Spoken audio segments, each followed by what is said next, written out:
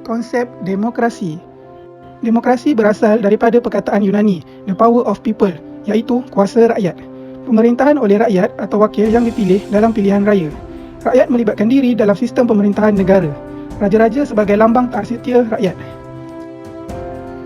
Ciri demokrasi berparlimen yang pertama ialah raja berperlembagaan. Raja berperlembagaan bermaksud sistem pemerintahan beraja mengikut peruntukan dalam Perlembagaan Malaysia. Yang di-Pertuan Agong bertindak berdasarkan perlembagaan dan nasihat Perdana Menteri. Seterusnya, Yang di-Pertuan Agong mengetuai 3 badan kerajaan, iaitu Badan Perundangan, Badan Eksekutif dan Badan Kehakiman. Selanjutnya, antara ciri-ciri demokrasi berparlimen ialah pilihan raya. Pilihan raya merupakan proses memilih wakil rakyat untuk memerintah sama ada pada peringkat negeri atau persekutuan.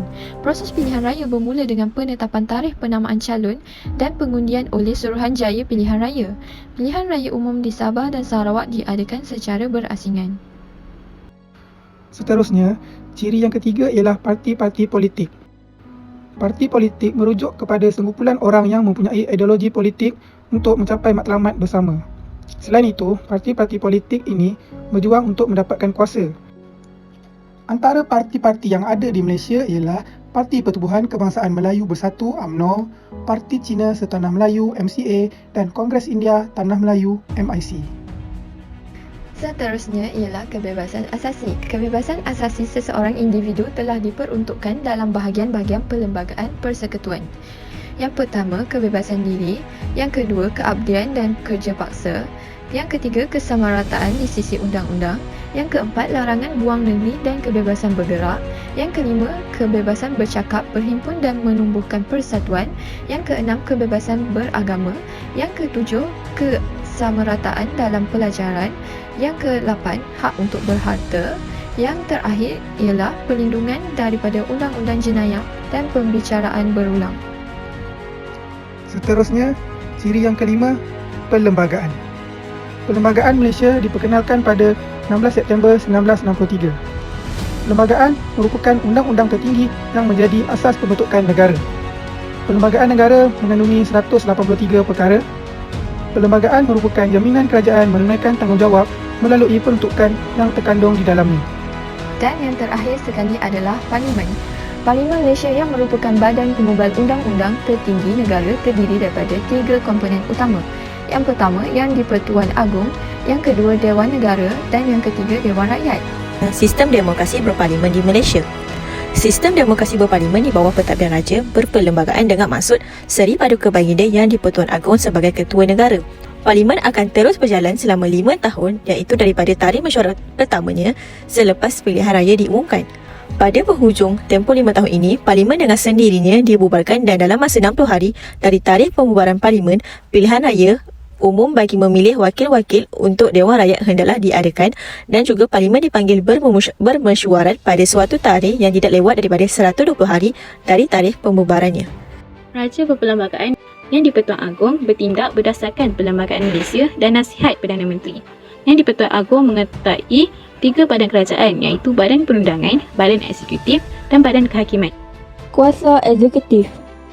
Pertama, melantik seorang Perdana Menteri. Kedua, bersetuju atau tidak mempersetujui permintaan membubarkan Parlimen. Ketiga, meminta mesyuarat Majlis Raja-Raja diadakan semata-mata mengenai keistimewaan, kedudukan, kemuliaan dan kebesaran raja dan mengambil tindakan dalam mesyuarat itu. Yang pertama, memanggil Parlimen bermesyuarat dari semasa ke semasa. Yang kedua, memberhentikan dan membubarkan Parlimen. Yang ketiga, memberi ucapan dalam mana-mana majlis Parlimen. Yang keempat, memperkenankan menerang undang-undang. Pertama, melantik Ketua Hakim Negara Mahkamah Persekutuan, Presiden Mahkamah Rayuan, Hakim Besar Mahkamah Tinggi di Malaya, Hakim Besar Mahkamah Tinggi di Sabah dan Sarawak, Hakim Mahkamah Agung, Hakim Mahkamah Rayuan dan Mahkamah Tinggi atas nasihat Perdana Menteri setelah dirundingkan dengan Majlis Raja-Raja. Kedua, memanjangkan perkhidmatan seorang hakim yang berumur lebih 65 tahun. Walau bagaimanapun, lanjutan perkhidmatan itu tidak melebihi 6 bulan setelah mencapai umur 65 tahun.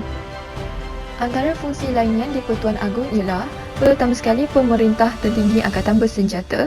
Yang kedua, mempunyai kuasa mengurniakan pengampunan dan menangguhkan hukuman bagi kesalahan yang dibicarakan oleh Mahkamah Tentera. Yang ketiga, menjaga hak istimewa orang Melayu dan Bumi Putra di Sabah dan Sarawak. Yang keempat, simbol penghormatan dan kebesaran. Yang kelima, fungsi diplomatik dengan melantik diplomat Malaysia di luar negara dan menerima menghadap diplomat asing. Dan terakhir sekali ialah menghadiri pelbagai majlis dan acara. Kesimpulannya, sistem demokrasi berparlimen mendatangkan banyak kebaikan kepada rakyat di negara ini. Melalui demokrasi berparlimen, kewujudan seorang raja berperlembagaan telah mengekalkan kesinambungan tradisi pemerintahan di negara ini. Kewujudan jentera pentadbiran yang kuat telah memastikan keamanan dan kemakmuran boleh dicapai dalam sebuah negara yang berbilang kaum.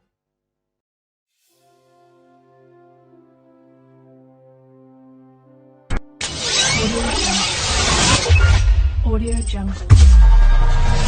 Audio Jungle. Audio Jungle.